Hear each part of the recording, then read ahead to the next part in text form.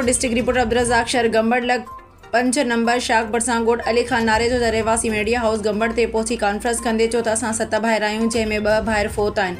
फोत थियलनि में हिकु बे औलाद हो ऐं हिक खे औलाद हुई। असांजो पीउ तक़रीबन 25 साल गुज़ारे वियो आहे। समूरी मिल्कियत मां असां सभिनीनि भाइरनि खे हिसा मिलियल आहिनि। असां सभिनीनि भाइरनि खां अली हसन खे मोरसी मिल्कियत मां हिसो बि वधीक मिलियल अथसि। पोइ बि असां ॿिया सभु भाइर कियल विरासत में ख़ुशि आहियूं। असांजो भाउ अली हसन 36 सालनि खां वठी अलॻि आहे। अली हसन जो असां भाइरनि ॾे मोरसी मिल्कियत मां रहियल हिसो कुझु बि न आहे। अली हसन हिकु मवाली ऐं क्रिमिनल ॾोहारी क़िस्म जो माण्हू आहे। असां गंबड़ थाणे ते अली हसन जे ख़िलाफ़ु केस दाख़िल करायो आहे।